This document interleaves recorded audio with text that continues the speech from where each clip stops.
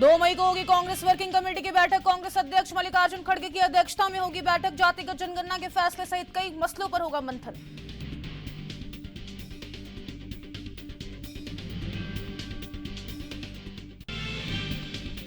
छब्बीस 11 मुंबई आतंकी हमला मामला पटियाला हाउस कोर्ट ने एनआईए को दी अनुमति। आरोपी तहव्वुर राना की आवाज हैंडराइटिंग के नमूने लेने को दी अनुमति।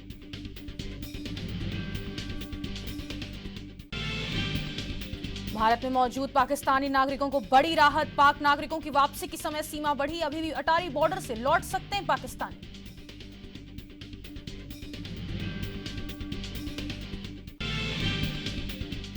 जाति जनगणना पर कांग्रेस अध्यक्ष खड़गे का स्टेटमेंट। सभी विपक्षी दलों ने जाति जनगणना की मांग। राहुल गांधी ने जाति जनगणना की मांग का नेतृत्व किया। हम खुश हैं, इसे हासिल कर लिया है।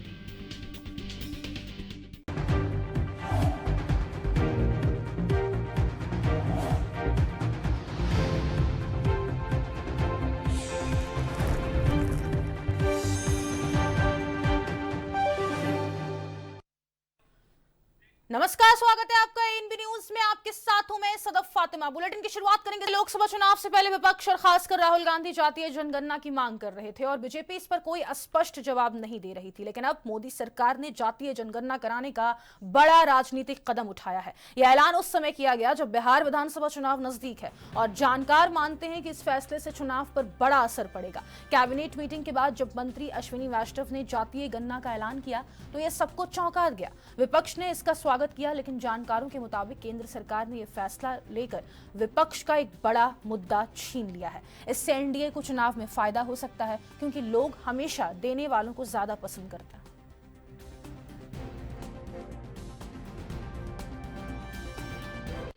Congress governments have always opposed caste census. Caste was not included in all the census operations conducted since independence. In 2010, then Prime Minister late Dr. Manmohan Singh ji had assured the Lok Sabha that the matter of caste census should be considered in the cabinet. A group of ministers was formed to consider this subject. Most of the political parties had recommended caste census.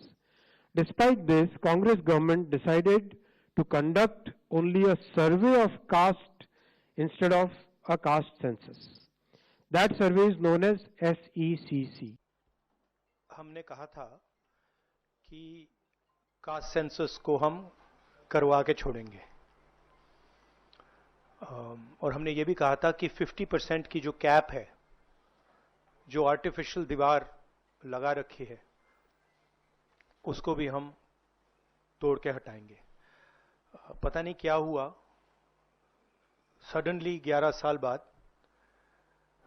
Narendra Modi ji कहते थे कि सिर्फ 4 जाते हैं। Suddenly caste census का announcement किया। हम इसको सपोर्ट करते हैं, पूरी तरह सपोर्ट करते हैं, मगर हम टाइमलाइन चाहते हैं। हम जानना चाहते हैं ये कब तक होगा और ये एक पहला कदम है।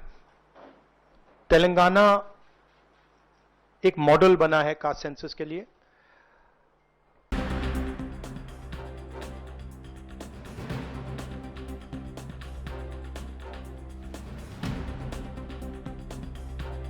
सबसे बड़ी मांग पर केंद्र सरकार ने सहमति जता दी है। कल केंद्र सरकार ने जातिगत जनगणना कराने का फैसला लिया है और इसकी ब्रीफिंग केंद्रीय मंत्री अश्विनी वैष्णव की तरफ से की गई है। जैसे ही उन्होंने ये फैसला सुनाया, सब चौंक गए। देश जाति जनगणना के लिए तैयार है। कांग्रेस का सबसे बड़ा जो हथियार था वो अब एनडीए ने छीन लिया है।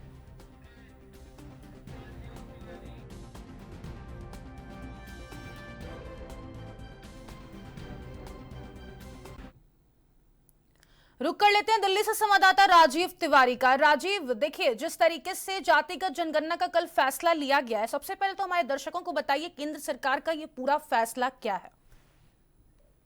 देखिए, यहाँ पर बात करें जाति जनगणना की, तो जाति जनगणना को लेकर जिस तरीके से लोकसभा चुनाव के अंदर जिस तरीके से विपक्ष लगातार सरकार से यही मांग करता रहा था कि जाति जनगणना जो है वो कराई जाए, मगर इसी को लेकर लगातार विपक्ष जो है वो कहीं ना कहीं हमलावर सरकार के ऊपर होता नजर आ रहा था। मगर अब सरकार के द्वारा कहीं ना कहीं बड़ा कदम जो है उठाया गया। कल जिस तरीके से कैबिनेट बैठक हुई उसके बाद डिसीजन लिया गया कि जाति जनगणना जो है वो सरकार के द्वारा किए जाएगी, और इससे कहीं ना कहीं विपक्ष जिन मुद्दों को उठाने की कोशिश कर रहा था वो मुद्दे जो थे विपक्ष के पास जो थे वो अब सरकार के खेमे में आ चुके हैं, और इससे कहीं ना कहीं सीधा सीधा असर जो है कैसे बिहार विधानसभा चुनाव पर भी पड़ता हुआ नजर आएगा। विशेषज्ञों की बात करें तो विशेषज्ञों की तरफ से बिल्कुल कहा जा रहा है कि बिहार इलेक्शन पर जिस तरीके से कैसे सीधा सीधा असर जो है वो अब जाति जनगणना के माध्यम से कहीं ना कहीं सरकार के खेमे में बिल्कुल जाता हुआ नजर आएगा। और सरकार ने उस समय ये कदम उठाया है जिस समय बिहार विधानसभा के चुनाव जो है वो नजदीक आ चुके हैं, तो साफ जाहिर है कहीं ना कहीं सरकार के द्वारा जो, या फिर कहें केंद्र सरकार के द्वारा जो कदम उठाया गया उससे कहीं ना कहीं जो विपक्ष के हाथ में मुद्दा था जाति जनगणना का वो अब सरकार के खेमे में आ चुका है। तो इससे सीधा सीधा बिहार विधानसभा का जो चुनाव है उसमें कहीं ना कहीं भाजपा को काफी मदद जो है वो मिलती हुई नजर आएगी। जी, जातिगत जनगणना की घोषणा तो केंद्र सरकार की तरफ से कर दी गई राजीव, लेकिन इसकी शुरुआत कब से होगी और इस बार किस बेसिस पे जाति का आधार पता किया जाएगा, इसकी भी जानकारी दीजिएगा। देखिए, ये बात करें यहाँ पर जाति जनगणना की, तो जाति जनगणना को लेकर जिस तरीके से की गई, और दूसरा यहाँ पर जिस तरीके से बैठक थी, कैबिनेट बैठक थी, और कैबिनेट बैठक के बाद में ही जैसे ही बैठक खत्म हुई है, जैसे ही डिसीजन लिया गया केंद्र सरकार के द्वारा, और वही चीज जो है वो कहीं ना कहीं बिहार विधानसभा चुनाव के अंदर जो सियासत थी वो कहीं ना कहीं गर्माती नजर आई, और लगातार बयानबाजी का दौर जो है वो भी शुरू होता हुआ नजर आया। मगर अब इसकी शुरुआत कब से की जाएगी और इसको कैसे लागू किया जाएगा और जाति जनगणना के माध्यम से कैसे जनगणना की जाएगी, तमाम ऐसे प्रक्रिया जो है वो केंद्र सरकार के द्वारा अब की जा सकती है। तो कहीं ना कहीं दिल्ली बिहार विधानसभा चुनाव की बात करें तो बिहार विधानसभा चुनाव के अंदर जाति जनगणना के माध्यम से भाजपा को काफी मदद मिलने वाली है, और कहीं ना कहीं जो मुद्दा विपक्ष के हाथ में था अब वो कहीं ना कहीं भाजपा के हाथ में आ चुका है। जी बिल्कुल, कांग्रेस जिस तरीके से खुश होती हुई नजर आ रही है, कल भी राहुल गांधी ने बोला था कि मैंने तो पहले ही कहा था कि जातिगत जनगणना सरकार को करवानी पड़ेगी, लेकिन मेरा ख्याल है कांग्रेस इस बात पर ध्यान नहीं दे पा रही कि सबसे बड़ा मुद्दा जो बिहार विधानसभा चुनाव में जाति जनगणना की वो उठाने वाली थी वो पूरे तरीके से एनडीए के पक्ष में अब चला गया, तो इससे कांग्रेस को कितना नुकसान? देखिए, बिल्कुल फातिमा, बिल्कुल सही कहा आपने। यहाँ पर बात करें कांग्रेस जिस तरीके से लोकसभा चुनाव के अंदर भी और कहीं ना कहीं जाति जनगणना को लेकर अपना मुद्दा बनाने की कोशिश कर रही थी, वही मुद्दा जो है वो अब उनके हाथ से निकल चुका है, क्योंकि अब केंद्र सरकार के द्वारा जाति जनगणना को लेकर कदम उठाया गया। कल कैबिनेट की बैठक में भी फाइनल डिसीजन लिया जा चुका है, तो इससे कहीं ना कहीं बिहार विधानसभा चुनाव की बात करें तो उसमें सीधा सीधा असर जो है वो देखने को मिलेगा। और यहाँ पर बात करें बिहार विधानसभा चुनाव के अंदर भाजपा को किस तरीके से सफलता हासिल होगी, इससे कहीं ना कहीं साफ हो चुका है कि भाजपा की जो रणनीतियां हैं वो लास्ट मोमेंट पर अगर ऐसे बदलती है जिससे कहीं ना कहीं उनको फायदा होता हुआ नजर आए, और वही कोशिश जो है वो अब बिहार विधानसभा चुनाव के अंदर बिल्कुल देखने को मिल सकती है। जी, इस फैसले के बाद राजीव जनता की कोई प्रतिक्रिया सामने आई है? देखिए, यहाँ पर बात करें आम जनता की, तो कहीं ना कहीं जाति जनगणना को लेकर जिस तरीके से जनगणना कराने की कांग्रेस की तरफ से मांग की जा रही थी, मगर अब जिस तरीके से केंद्र सरकार यानी कि भाजपा के द्वारा बड़ा कदम उठाया गया और इससे कहीं ना कहीं जनता को भी फायदा होता नजर आएगा। जनता भी कहीं ना कहीं जाति जनगणना को लेकर लगातार कहीं ना कहीं मांग भी करती नजर आती है, वही चीज जो है वो अब कहीं ना कहीं अमल में आ चुकी है, और इससे कहीं ना कहीं बिहार विधानसभा चुनाव के अंदर कितना फर्क पड़ पाएगा ये तो आने वाला समय ही बताएगा। मगर यहाँ पर बात करें जनता की, तो जनता कहीं ना कहीं इस मुद्दे को ध्यान में रखते हुए कहीं ना कहीं भाजपा जरूर जीत दिला सकती है। जी, सवालों में बदलाव इस बार होंगे क्या राजीव? क्योंकि लास्ट जातिगत जनगणना 2011 में हुआ था, 10 साल के बाद जातिगत जनगणना करवानी जरूरी होती है। 2021 में इसलिए नहीं हो पाया क्योंकि कोविड की लहर चल रही थी उस वक्त। तो इस बार जब डिटेल्स जमा किए जाएंगे 2025 में जनगणना के लिए, तो क्या कुछ सवालों में बदलाव होने की संभावना? देखिए, यहाँ पर बात करें पहले जिस तरीके से लगातार जाति जनगणना को लेकर लगातार विपक्ष के द्वारा हंगामा किया जा रहा था, लगातार सरकार से मांग भी की जा रही थी, मगर उस समय सरकार की तरफ से इस जाति जनगणना को लेकर कोई भी बड़ा कदम जो है वो नहीं उठ पाया था। मगर अब जिस तरीके से बिहार विधानसभा चुनाव से पहले ही जिस तरीके से रणनीति बनती हुई नजर आ रही है, और कहीं ना कहीं जिस तरीके से कल बैठक हुई जिसमें खुद प्रधानमंत्री मोदी शामिल हुए, तो उससे साफ जाहिर है कहीं ना कहीं आने वाले विधानसभा चुनाव के अंदर यानी कि बिहार विधानसभा चुनाव के अंदर भाजपा अपनी रणनीति रणनीतियों को बदलती हुई नजर आ रही है और इसका फायदा जो है वो कहीं ना कहीं बिहार विधानसभा चुनाव के अंदर बिल्कुल देखने को मिलेगा। मगर यहाँ पर बात करें आगे की प्रक्रिया कैसे होगी वो जरूर देखना होगा। कब से ये जनगणना शुरू होगी, कैसे इसकी प्रक्रिया होगी, तमाम ऐसे मुद्दे हैं या फिर कहें ऐसे सवाल हैं जिनका जवाब जो है वो कहीं ना कहीं केंद्र सरकार ही आने वाले समय के अंदर दे पाएगी। जी, एक और महत्वपूर्ण सवाल है यहाँ पे राजीव, क्या जातिगत जनगणना सभी धर्मों के लिए होगी या केवल हिंदू के लिए होगी? क्योंकि हिंदू में हम देखते हैं कि बहुत सारे कास्ट होते हैं। इन कंपैरिजन ऑफ मुस्लिम्स की बात करें तो मुस्लिम्स में कम कास्ट होते हैं, तो क्या मुसलमानों के लिए भी ये जातिगत जनगणना होगी? देखिए यहाँ पर बात करें जाति जनगणना की बात करें तो जाति जनगणना जो है वो कहीं ना कहीं जातिवाद को कम से कम पूरा करने के लिए मतलब बनाया जाएगा। यानी इसमें मुस्लिम वोट बैंक भी होगा, हिंदू वोट बैंक भी होगा। सबकी जनगणना करने के बाद ही उसमें स्पष्ट हो पाएगा कि कौन कितने समय से कहाँ पर भारत के अंदर रह रहा था, उनके पर नागरिकता कैसे है, कैसा, तमाम ऐसी प्रक्रिया जो है वो जाति जनगणना के माध्यम से ही स्पष्ट हो पाएगी। मगर अब सरकार के द्वारा जिस तरीके से कदम उठाया गया है और उस समय उठाया गया है जब कहीं ना कहीं बिहार विधानसभा चुनाव जो है बिल्कुल नजदीक आ चुके हैं और इस बिहार विधानसभा चुनाव को जीतने के लिए भाजपा को कहीं ना कहीं इस जाति जनगणना से बहुत ज्यादा फायदा जो है वो होने वाला है। मगर यहाँ पर बात करें विपक्ष की, तो विपक्ष जिस तरीके से कांग्रेस की बात खासतौर पर बात करें, राहुल गांधी की बात करें, वो जब लगातार जिस तरीके से मुद्दा उठा रहे थे तो कहीं ना कहीं यही लग रहा था कि कांग्रेस को फायदा होने वाला। मगर अब कहीं ना कहीं उलटफेर हो चुका है और कांग्रेस को इसका ज्यादा फायदा नहीं हो पाएगा। सिर्फ कहीं ना कहीं केंद्र सरकार यानी कि भाजपा को इसका फायदा जो है वो बिहार विधानसभा चुनाव के अंदर कहीं ना कहीं मजबूती दिलाने के साथ साथ कहीं ना कहीं फायदा भी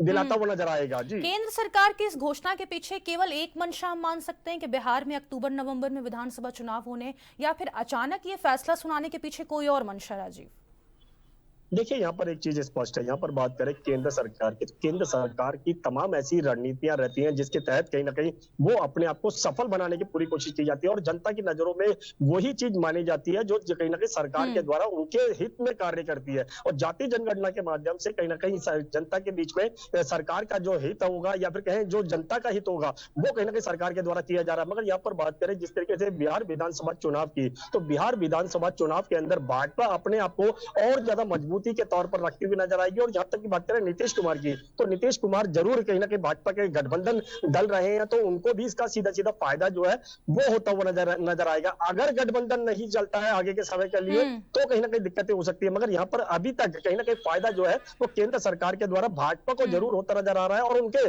गठबंधन दल जो है उनको भी सीधा सीधा इसका फायदा जो है वो होता हुआ नजर आएगा। मगर कांग्रेस अभी तक बिहार विधानसभा चुनाव के लिए या फिर कहे कांग्रेस की जो और तमाम पार्टियां थी जो कोशिश कर रही थी बिहार विधानसभा जीतने की कोशिश कर रही थी वो कहीं ना कहीं अब कमजोर होती हुई नजर आ रही है विपक्ष की। जी, बहुत शुक्रिया राजीव तमाम जानकारी साझा करने के लिए। आपको बता दें कल केंद्र सरकार ने जातिगत जनगणना करवाने का यह फैसला सुना दिया है। आपको बता दें अब कब से ये जातिगत जनगणना शुरू होगी इस पर आखिरी मंथन बाकी है।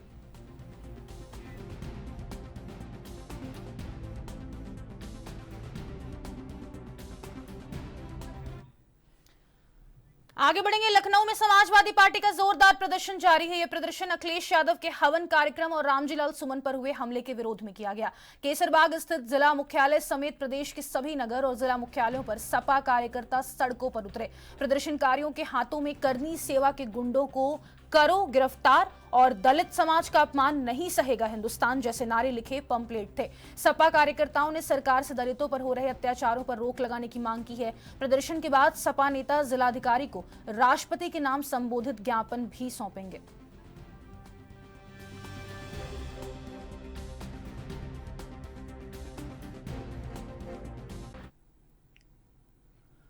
और ज्यादा जानकारी के साथ लखनऊ से संवाददाता जितेंद्र चौहान का रुख कर लेंगे। जितेंद्र, अभी विरोध प्रदर्शन जारी है, क्या कुछ अपडेट है इस पूरे मामले में?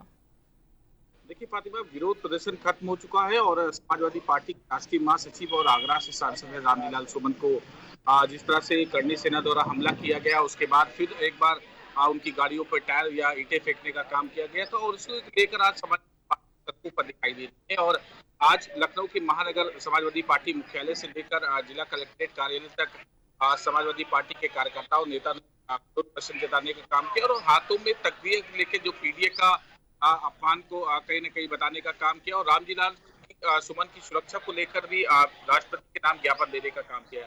और समाजवादी पार्टी के में चाहे वो महिला सभा की कार्यकर्ता हूँ, चाहे वो अलग अलग जो विंग है समाजवादी पार्टी की, उन सभी विंगों में कहीं न कहीं आज विरोध प्रदर्शन करने का काम किया और बड़ी संख्या में पुलिस बल तैनात है और प्रदर्शन जो पूरी तरह से समाप्त हो चुका है। लखनऊ जिला कार्यालय में, कलेक्ट्रेट कार्यालय में सभी ने ज्ञापन दे दिया और राष्ट्रपति के नाम ज्ञापन दिया रामलीलाल सुमन की सुरक्षा को लेकर।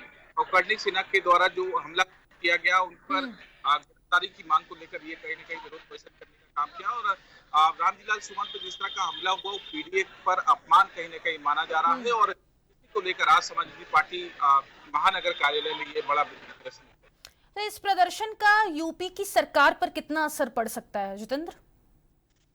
देखिए, जाहिर सी बात है कि विपक्ष में बैठी समाजवादी पार्टी, तो जाहिर सी बात है कि एक बड़ा छाप जरूर उत्तर प्रदेश सरकार पर पड़ सकती है, क्योंकि तमाम जो दावे सरकार कानून व्यवस्था का करती है और रामलीलाल पर उनकी गाड़ियों पर हम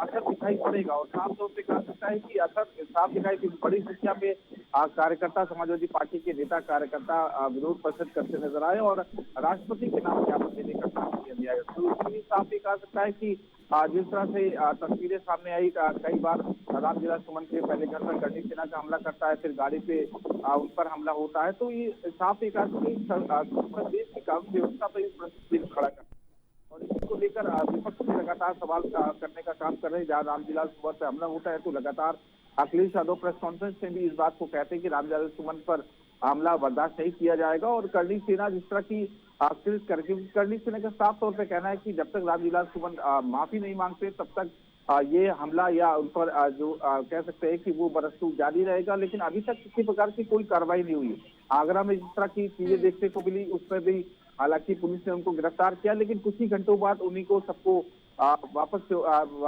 छोड़ दिया जाता है और उस पर प्रश्नचिन्ह समाजवादी पार्टी खड़ा करती है। तो ऐसे तमाम सवाल हैं जिस पर समाजवादी पार्टी घेरने का काम लगातार कर रही है। जितेंद्र, समाजवादी पार्टी के कौन कौन से बड़े चेहरे इस प्रदर्शन में देखने को मिले अखिलेश यादव के अलावा?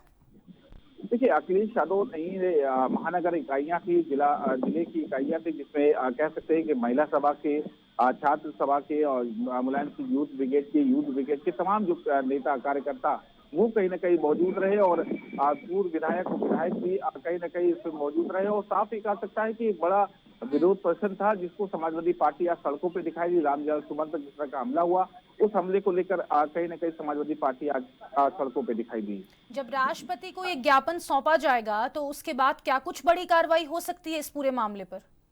देखिए, राष्ट्रपति को ये ज्ञापन दिया गया है, उसमें कहा गया है कि कर्णी सेना के जो पदाधिकारी है उस पर जिन्होंने कार्यकर्ता जिन्होंने हमला करने का काम किया उनकी गिरफ्तारी की जाए, साथ ही साथ रामलीलाल सुमन की सुरक्षा को बढ़ाने का काम किया जाए और साफ तौर से जो दलित अल्पसंख्यकों पर उत्तर प्रदेश में हमले हो रहे हैं उन हमलों को कहीं ना कहीं रोकने का प्रयास किया जाए। तो ऐसे तमाम चीजें हैं जिस पर कहीं ना कहीं समाजवादी पार्टी ने ज्ञापन राष्ट्रपति के नाम सौंपने का काम किया है। उनसे आपकी बातचीत हुई थी समाजवादियों से, क्या कुछ उनकी प्रमुख मांगे हैं गिरफ्तारी के अलावा?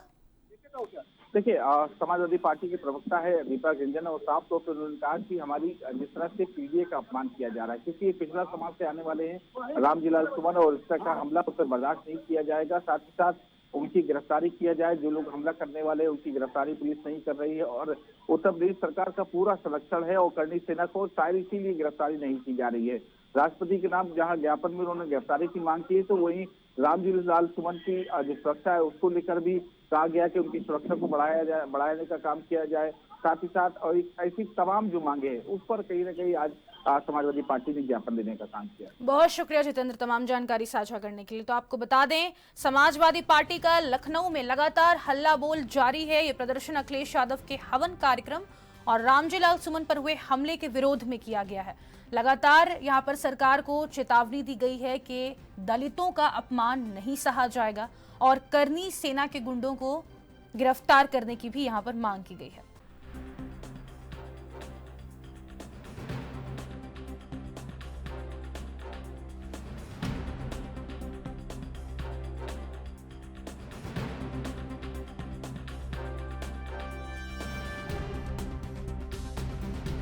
नेता जिलाधिकारी को राष्ट्रपति के नाम संबोधित ज्ञापन भी सौंपेंगे। तो पूरे लखनऊ में समाजवादी पार्टी का ये हल्ला बोल देखने को मिला है। आपको बता दें, केसरबाग स्थित जिला मुख्यालय समेत प्रदेश के सभी नगर और जिला मुख्यालयों पर सपा कार्यकर्ता सड़कों पर उतरते हुए नजर आए।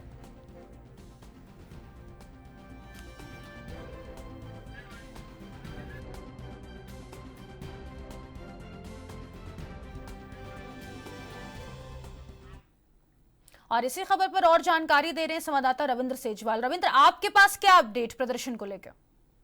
देखिए सदर फातिमा जी, आपको बता दें कि जिस तरीके से लगातार समाजवादी पार्टी के द्वारा आह्वान किया गया था कि 1 मई को पूरे प्रदेश में हल्ला बोल कर दिया जाएगा, जिस तरीके से आगरा के अंदर दलित सांसद पर हमला हुआ था, कड़ी सेना के द्वारा बीते जो दिनों थे उनमें हमला हुआ था, उसके बाद रक्त स्वाभिमान सम्मेलन भी हुआ था। और कहीं ना कहीं जब समाजवादी पार्टी के जो सांसद हैं, राज्यसभा सांसद रामलीलाल सुमन, वो एक दलित परिवार से मिलने के लिए जब अलीगढ़ के लिए रवाना हुए थे, तो उनके काफिले पर कहीं ना कहीं कड़ी सेना के जो पदाधिकारी थे, जो कार्यकर्ता थे, उन्होंने टायर फेंके थे। तमाम इस तरीके की वार्ता सामने आई थी, जिसके बाद समाजवादी पार्टी का जो काफिला था, वो उनकी जो गाड़ियां थी वो आपस में टकराई थी, जिसके बाद लगातार ये जो चिंगारी है वो कहीं ना कहीं सुलगने का काम कर रही है और ये प्रदर्शन लगातार अब उग्र होता हुआ नजर आ रहा है। आपको बता दें कि इसी क्रम में अखिलेश यादव के द्वारा जो आह्वान किया गया था कि 1 मई को पूरे प्रदेश में हर जिला मुख्यालय पर जिस तरीके से जो ज्ञापन है वो दिया जाएगा, तो कहीं ना कहीं इसी क्रम में आज आगरा के अंदर भी जिला मुख्यालय पर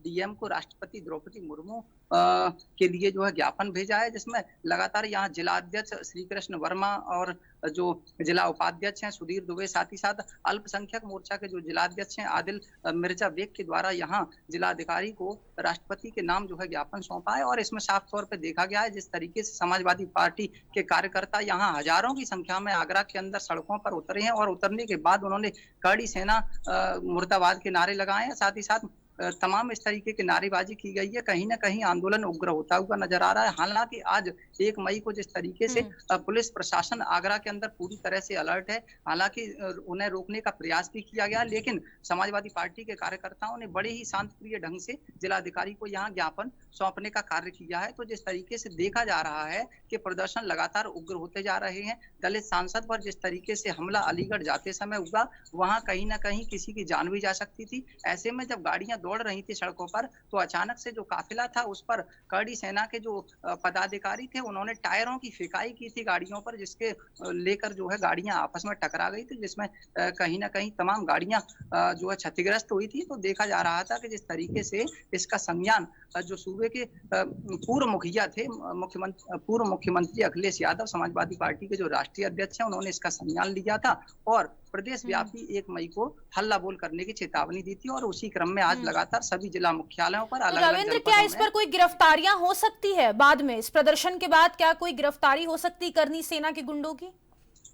देखिए, अब ये देखने वाली बात होगी कि क्या सरकार और प्रशासन कोई एक्शन लेता है। जिस तरीके से कड़ी जो सेना है उसने रक्त स्वाभिमान सम्मेलन में भी इस तरीके की तलवारें लहराई थी। हालांकि कड़ी सेना के युवा राष्ट्रीय अध्यक्ष जो उपेंद्र राणा थे, उन पर भी मुकदमा दर्ज किया गया था गंभीर धाराओं में, लेकिन वहां बहुत लाखों की संख्या में जो तादाद जो उमड़ी थी कड़ी सेना की, तो ऐसे में प्रशासन को भी पीछे लौटना पड़ा था। अब देखने वाली बात होगी फातिमा कि किस तरीके से प्रशासन अगला रुख अपनाता है। फिलहाल ये जांच का विषय है किस तरीके से प्रशासन और सरकार इसमें एक्शन लेगी। हालांकि जो समाजवादी पार्टी है वो पूरी तरीके से अपने तेवर अब आजमा चुकी है, सड़कों पर उतर रही है, ज्ञापन लगातार दिए जा रहे हैं। तो फिलहाल ये देखने वाली बात होगी कि सरकार और प्रशासन इसमें किस तरीके से एक्शन लेता है। जी, तो क्या आने वाले समय में और भी ज्यादा बड़ा प्रदर्शन देखने को मिल सकता है? देखिए, समाजवादी पार्टी ने अभी तो शांतिप्रिय ढंग से जो है जिला मुख्यालयों पर सभी डीएम को, सभी जिलाधिकारी जितने भी हैं, उन सभी पर लगातार जो पूर्व में आह्वान किया था उसी के परिप्रेक्ष्य में 1 मई है आज, और हर जिला मुख्यालय पर डीएम को जो राष्ट्रपति द्रौपदी मुर्मू है उनके नाम ज्ञापन दिए जा रहे हैं। अब देखने वाली बात होगी कि ज्ञापन के बाद क्या कुछ सामने निकल कर आता है। क्या सरकार और प्रशासन इन कड़ी सेना पर कोई जो एक्शन है वो लेगी या फिर नहीं, ये तो आगे का जांच का विषय है। जी, बहुत शुक्रिया आपका रविंद्र, तमाम जानकारी साझा करने के लिए।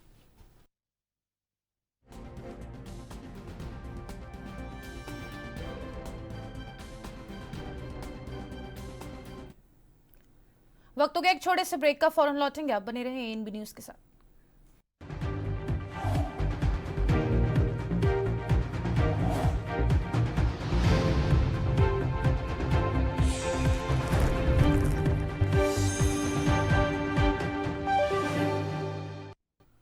ब्रेक के बाद एक बार फिर से आप सभी का स्वागत है। आगे बढ़ेंगे। जम्मू कश्मीर के पहलगाम आतंकी हमले को 8 दिन बीत चुके हैं और अब इस मामले की जांच नेशनल इन्वेस्टिगेशन एजेंसी यानी एनआईए कर रही है। आज दोपहर एनआईए चीफ सदानंद दाते पहलगाम पहुंचे, जहां वे घटनास्थल का दौरा करेंगे। आतंकियों ने इसी जगह पर 26 पर्यटकों की बेरहमी से हत्या की थी। सूत्रों की माने तो हमले से पहले आतंकियों ने 4 स्थानों बाइसरन, अरू वैली, बेताब वैली और एम्यूजमेंट पार्क में रेकी की थी। एनआईए की टीम अब पूरे इलाके की 3D मैपिंग करेगी ताकि आतंकी किस रास्ते से आए और किस ओर भागे इसका स्पष्ट पता चल सके। वहीं दूसरी ओर इंटरनेशनल बॉर्डर पर पाकिस्तान ने अपनी चौकियों पर फिर से झंडे लगा दिए हैं, जो एक दिन पहले हटा दिए गए थे।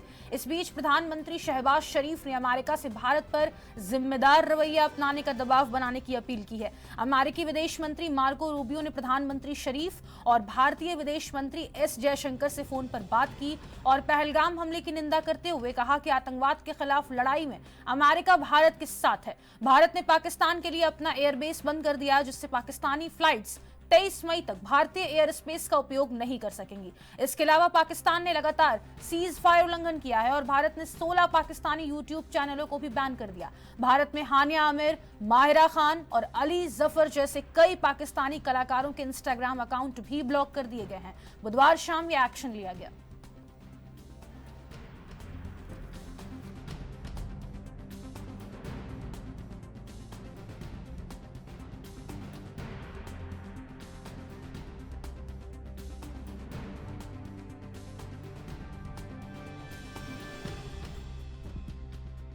पहलगाम में आतंकी हमले के बाद सरकार का ताबड़तोड़ एक्शन जारी है।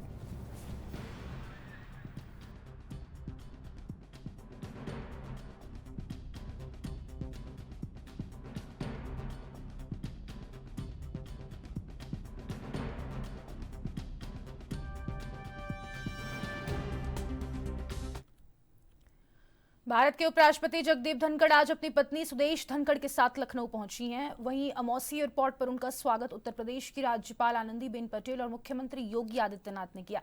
उपराष्ट्रपति के दौरे को देखते हुए राजधानी में सुरक्षा के कड़े इंतजाम किए गए हैं। इस आधिकारिक दौरे के तहत उपराष्ट्रपति राज्यपाल की पुस्तक विमोचन समारोह में शामिल हुए, जिसमें मुख्यमंत्री योगी आदित्यनाथ भी मौजूद रहे। इसके अलावा उपराष्ट्रपति doctor APJ Abdul Kalam technical university यानी AKTU में आयोजित कार्यक्रम में भी शिरकत करेंगे। वहीं साथ ही वे अपने सेक्रेटरी के परिवारजनों से भी मुलाकात करेंगे, जो लखनऊ की निशातगंज कॉलोनी में रहते हैं।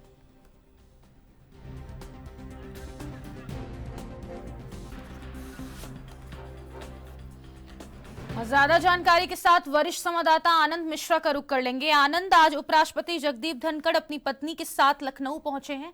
स्वागत के लिए क्या कुछ खास तैयारियां वहां पर देखी गई और आगे का कार्यक्रम भी बताइएगा। देखिए, उत्तर प्रदेश की राज्यपाल जो है आनंदीबेन पटेल ने एक पुस्तक लिखी है, अपने जीवन पर आधारित है। वो लखनऊ में AKTU एक विश्वविद्यालय है, वहाँ पे इसका जो है विमोचन था और वहाँ पे जो है मुख्यमंत्री योगी आदित्यनाथ और धनखड़, उपराष्ट्रपति और राज्यपाल के साथ साथ बहुत सारे नेता जो है वो मौजूद थे।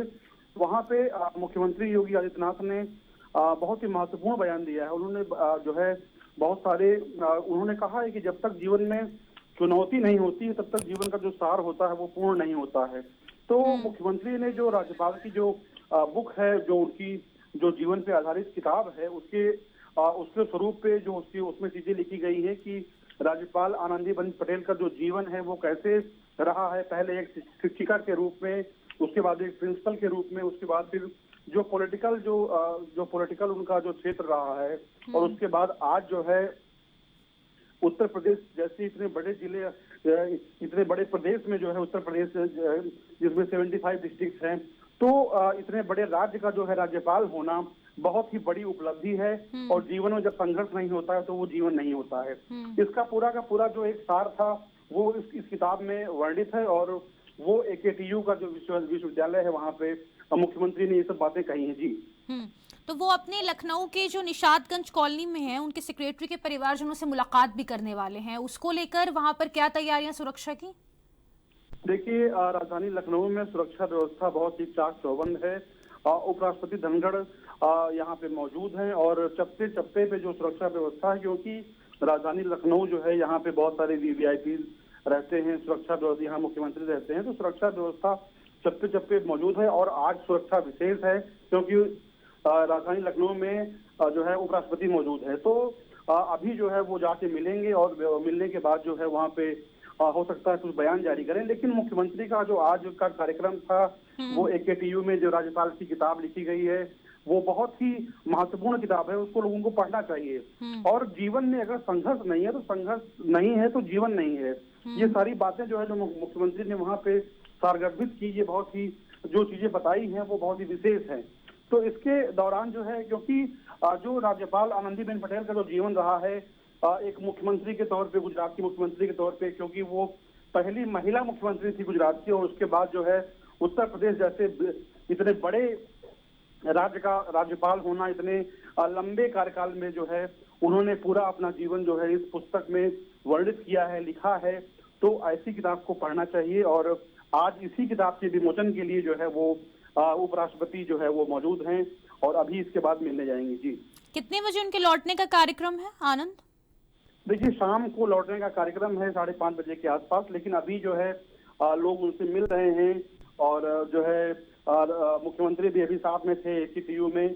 तो ये सारे महत्वपूर्ण कार्यक्रम हैं। और क्योंकि जो है उपराष्ट्रपति से एक जो है इसके पहले एक बड़े नेता के तौर भी जाने जाते हैं, तो जो भी आसपास के जो महत्वपूर्ण नेता हैं, जो महत्वपूर्ण व्यक्ति हैं, वो सभी धनखड़ जी से मिलना चाहेंगे। और अभी लगातार लोग एक एक करके जो जिन लोगों को समय दिया जा चुका है, जो लोग मिलने के लिए समय दिया गया था, वो मिल रहे हैं। जी, तो क्या VVIP मोमेंट को देखते हुए लखनऊ की यातायात व्यवस्था को भी डाइवर्ट किया गया है? हाँ, ये बहुत ही महत्वपूर्ण प्रश्न है आपका, क्योंकि लगातार जो है ये चौराहे जो है यहाँ पे जो VVIP मूवमेंट के दौरान जो जहाँ पे डाइवर्ट किया जाता है वहाँ पे जाम लग जाता है। तो मुख्यमंत्री जो चाहे वो मुख्यमंत्री के आने जाने का रास्ता हो या फिर उपराष्ट्रपति जो आज मौजूद है उनके लिए विशेष जो है वो एक जोन बनाया गया है। और जहाँ जहाँ भी उनको जाना है वो उस विशेष जोन के माध्यम से ही अभी तक रन कर रहे हैं। जी, बहुत शुक्रिया आपका तमाम जानकारी साझा करने के लिए। तो आपको बता दें, भारत के उपराष्ट्रपति जगदीप धनखड़ आज अपनी पत्नी सुदेश धनखड़ के साथ लखनऊ पहुंचे हैं। साथ ही आपको बता दें, राज्यपाल के पुस्तक विमोचन समारोह में शामिल हुए, जिसमें मुख्यमंत्री योगी आदित्यनाथ भी मौजूद रहे थे। इसके अलावा उपराष्ट्रपति doctor APJ Abdul Kalam technical university यानी AKTU में आयोजित कार्यक्रम में भी उपराष्ट्रपति शिरकत करेंगे।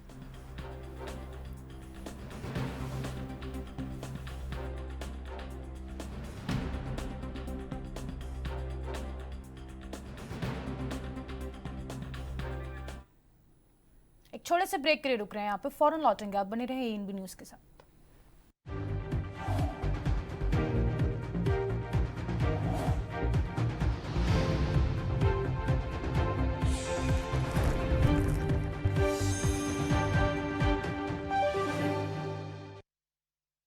ब्रेक के बाद एक बार फिर से आप सभी का स्वागत है। आगे बढ़ेंगे। भारत में मई की शुरुआत भी भीषण गर्मी के साथ हुई है। मौसम विभाग के अनुसार इस बार तापमान सामान्य से ज्यादा रहेगा और लू के दिन भी बढ़ सकते हैं। राजस्थान, हरियाणा, यूपी, MP, बिहार, झारखंड और पश्चिम बंगाल में लू के दिन सामान्य से 4 दिन ज्यादा हो सकते हैं। बाड़मेर में अप्रैल का 11 साल पुराना रिकॉर्ड टूट गया, जहां तापमान 46.8 डिग्री सेल्सियस तक पहुंचा। अप्रैल में देश भर में 72 हीट वेव डे रिकॉर्ड हुए हैं और साल 2024 में कुल 554 हीट वेव डे दर्ज किए गए थे। गर्मी के बीच कुछ राहत की खबर भी है। राजस्थान के कई जिलों में बारिश, तेज आंधी और ओले गिरने की चेतावनी जारी की गई है। MP में मई की शुरुआत में बारिश और ओले पड़ सकते हैं। बिहार के 25 जिलों और यूपी के 30 जिलों में भी तेज हवाओं और बारिश का अलर्ट है। पंजाब, हरियाणा और हिमाचल में भी मौसम ने करवट ली है। कई जिलों में येलो और ऑरेंज अलर्ट जारी कर दिया गया है।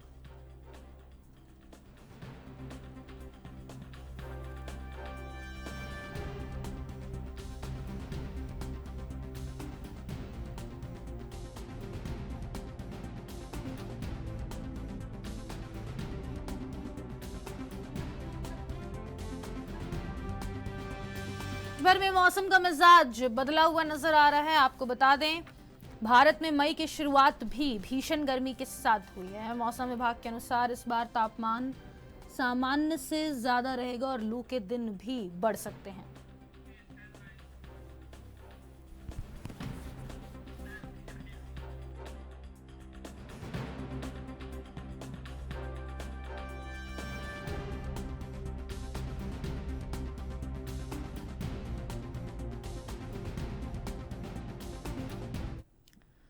ज्यादा जानकारी के साथ हिमाचल प्रदेश की ब्यूरो चीफ टीना ठाकुर का रुख कर लेंगे। टीना, इस बार की गर्मी लगातार बढ़ती चली जा रही है और 125 साल पुराना रिकॉर्ड टूटेगा, ऐसी भी खबरें सामने आ रही थी। हिमाचल प्रदेश में इस वक्त किस तरीके का मौसम?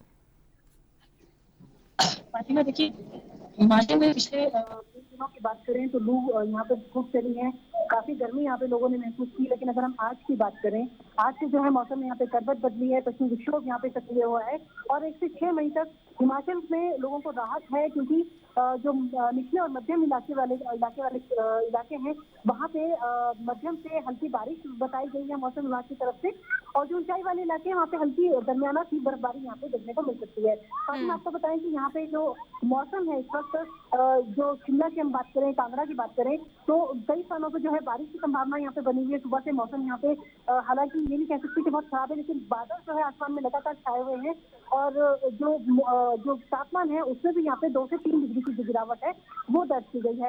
तो कुल मिलाकर 1 से 6 मई तक हिमाचल का तापमान जो है वो दरमियाना रहने वाला है, यानी बहुत ज्यादा भी बदलाव नहीं आएगा, लेकिन जो न्यूनतम तापमान है उसमें भी गिरावट देखने को मिलेगी। तो इसमें ये कहा जा सकता है कि जो कांगड़ा, ऊना, मंडी वाले इलाके हैं जहाँ पे बहुत ज्यादा गर्मी और लू की संभावना जो मौसम विभाग ने जताई थी, वहाँ पे जो है गर्मी से लोगों को राहत मिल सकती है।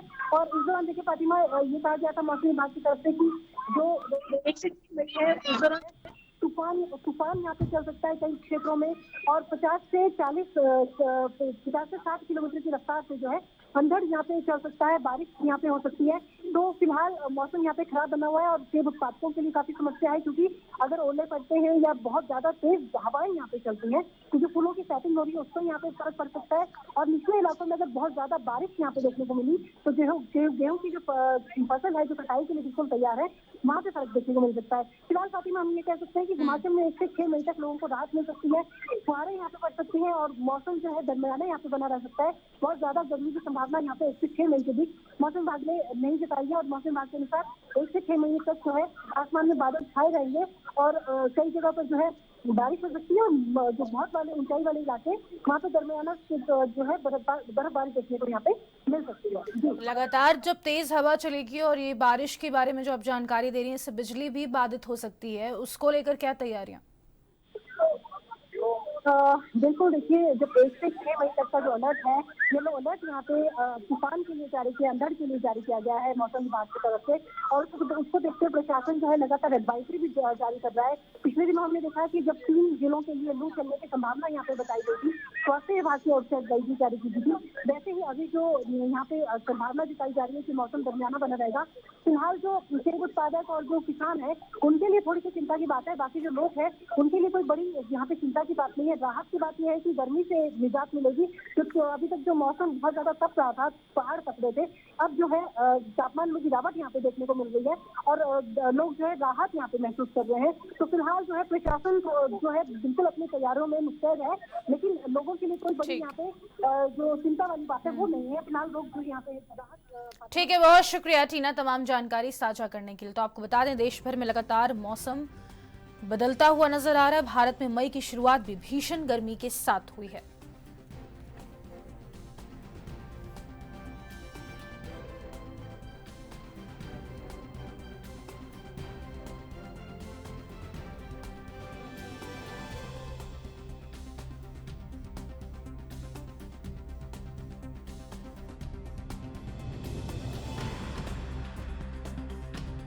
चेतावनी भी जारी की गई है। आपको बता दें, एमपी में मई की शुरुआत में बारिश और ओले पड़ सकते हैं। बिहार के 25 जिलों और यूपी के 30 जिलों में भी तेज हवाओं और बारिश का अलर्ट जारी है। पंजाब, हरियाणा और हिमाचल में भी मौसम ने करवट ली है। वहीं कई जिलों में येलो और ऑरेंज अलर्ट जारी कर दिया गया है।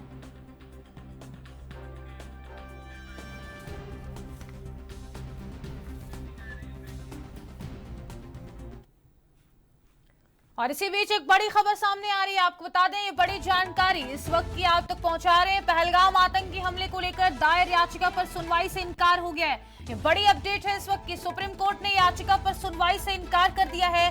बड़ी खबर पहलगाम आतंकी हमले से जुड़ी आपको बता रहे, सुप्रीम कोर्ट की सख्ती के बाद याचिकाकर्ता ने अपनी याचिका वापस ली है। याचिका पर सुप्रीम कोर्ट ने नाराजगी जताई। तो ये बड़ी खबर है इस वक्त की। आपको बता दें, पहलगाम आतंकी हमले पर सुप्रीम कोर्ट ने अब सुनवाई से इनकार कर दिया। उनका कहना है ऐसी याचिकाएं नहीं दाखिल होनी चाहिए। सुप्रीम कोर्ट ने कहा वकीलों को अपनी जिम्मेदारी समझनी चाहिए। सुप्रीम कोर्ट ने याचिकाकर्ता को हाई कोर्ट जाने की छूट दी है। ये बड़ी खबर है इस वक्त की। आपको बता दें, छात्रों की सुरक्षा के मसले पर हाई कोर्ट जाने की छूट यहां पर दी गई है। आतंकवाद के खिलाफ सभी एकजुट, सुरक्षा बलों का मनोबल ना गिराएं, सुप्रीम कोर्ट का कहना है। पहलगाम आतंकी हमले को लेकर दायर याचिका पर सुनवाई से अब सुप्रीम कोर्ट ने इनकार कर दिया। ये बड़ी खबर है इस वक्त की। सुप्रीम कोर्ट ने याचिका पर सुनवाई से इनकार किया है। आपको बता दें, उनका कहना है कि इस समय सबको एकजुट होना चाहिए। वहीं सुप्रीम कोर्ट की सख्ती के बाद याचिकाकर्ता ने अपनी याचिका वापस ले ली है।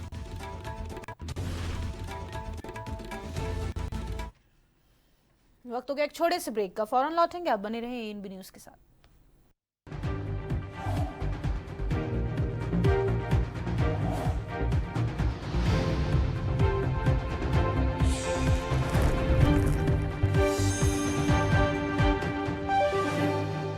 ब्रेक के बाद एक बार फिर से आप सभी का स्वागत है। आगे बढ़ेंगे। अयोध्या में इतिहास रच गया है। पहली बार 300 वर्षों में हनुमानगढ़ी के गद्दी नशीन महंत प्रेमदास शाही जुलूस के साथ रामलला के दर्शन को रवाना हुए।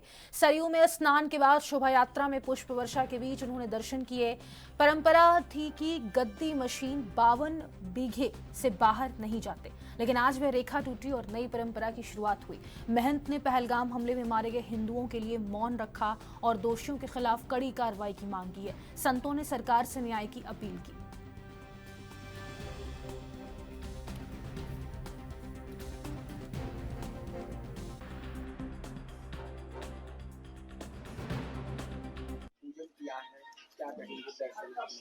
किसका मोबाइल बज रहा है? मोबाइल बंद करो। आज का जो उत्सव भया, जो इतना बड़ा काम ने महोत्सव भया, उत्साह भया, ये सब भगवान की कृपा, हनुमान जी की कृपा, उन्हीं की कृपा से कुल भया है। और साथ ही साथ यहाँ का प्रशासन और आप लोग का सहयोग, ये सब मिल करके उस तरह से हम लोग निर्माण किए जिस तरह से भगवान कृष्ण ने गोवर्धन को एक अंगुली पर उठा रखा था, लेकिन भगवान सबका सहयोग ले करके उन्होंने कहा भाई आप लोग अपनी अपनी लकड़ी लगाओ और लकड़ी लगा करके इसको रोको। अर्थात सबके सहयोग से यह इतना बड़ा उत्सव कार्य हुआ है। और यह कार्य होने के उपरांत माँ सरजू जी से और रामलला जी से हमने यही विनती प्रार्थना किया है, राम रक्षा स्तोत्र आदि सुना करके, कि हे भगवान, हमारा जो सनातन धर्म है, सर्वे भवन्तु सुखिनः सर्वे सन्तु निरामया सर्वे भद्राणि पश्यन्तु मा कश्चित् दुर्भाग् भवेत्, इसी को दृष्टि में रखते हुए जनमानस का, जीव मात्र का कल्याण हो और किसी को किसी प्रकार का अभाव न हो, किसी प्रकार का रोग दोष न हो और सब लोग आनंद से रहें। आपके चरणों में इनका नित्य प्रति प्रेम बना रहे। परिक्रमा किया आपने? हाँ, परिक्रमा किया है रामलला जी का। अभी तो निर्माणाधीन है, लेकिन फिर भी परिक्रमा बहुत मैंने सुचारू रूप से चली। रामलला का दर्शन करके आपको कैसा लगा, उनकी प्रतिमा को देख करके, क्योंकि आपने पहली बार दर्शन किया है? हाँ किया है, लेकिन तस्वीर में उनके विग्रह हमारे पास है, हम दर्शन किया करते हैं, नित्य करते हैं। और जो भगवान साक्षात सामने खड़े थे तो यही हो रहा था कि अब भगवान बोलेंगे, अब भगवान बोलेंगे, लेकिन भगवान बोलेंगे तो है ही, अब बोल भी रहे हैं, बशर्ते हम लोग सुन नहीं पा रहे हैं। 56 व्यंजनों का भोग। हाँ, 56 प्रकार का जो व्यंजन था वो सब भोग लगा और रामलला जी को। और साथ ही साथ ये जो जम्मू कश्मीर में पहलगाम में जो उदंडता किए हैं सब लोग, दुष्ट लोग, उन मने मरी हुई आत्माओं को शांति के लिए हमने भगवान से प्रार्थना किया है। और प्रशासन से और हनुमान जी से भी विशेष करके प्रार्थना है कि जो ऐसा कार्य किया है उसको विशेष रूप से कड़ी से कड़ी ऐतिहासिक क्षण है पूरे देश और दुनिया के लिए। श्री हनुमान जी अपने प्रभु भक्त श्री राम से मिलने जा रहे हैं। और कभी सोने की लंका का आतंकवाद जो है, जब हनुमान जी प्रभु श्री राम से मिले थे तो पूरे दुनिया से समाप्त हुए, और आज फिर मिलने जा रहे हैं हनुमान जी प्रभु श्री राम से, तो आतंकवाद का समूल नाश होगा, हम कहते हैं। अयोध्या कैसी लग रही है, इसमें बात की जाए तो आज अयोध्या में उत्सव कैसा माहौल है? अयोध्या तो उत्साहित है, उत्सव में है। अयोध्या वासी चाहते हैं कि दुनिया से आतंकवाद समाप्त हो, आतंकी दुनिया से समाप्त हो, क्योंकि अयोध्या ने ही पूरे दुनिया से आतंक समाप्त किया। हनुमान गढ़ी से शोभा यात्रा आज ये निकाली जा रही है, गद्दी नशीन है और सभी पट्टियों के साधु संत हैं, और ये शोभा यात्रा हनुमान गढ़ी से आज सुबह लगभग 7:30 बजे निकल के नया घाट पे स्नान करने के बाद राम जन्मभूमि में दर्शन पूजन करने के बाद समाप्त होगी। सुरक्षा के दृष्टिकोण से शोभा यात्रा के आगे, पीछे, बीच में और दाएं बाएं सभी जगह पुलिस बल का व्यवस्थापन किया गया है और ट्रैफिक का प्रॉपर डाइवर्जन किया गया है। तो फिलहाल के लिए बड़ी खबरों में बस इतना ही। मुझे दीजिए इजाजत। नमस्कार।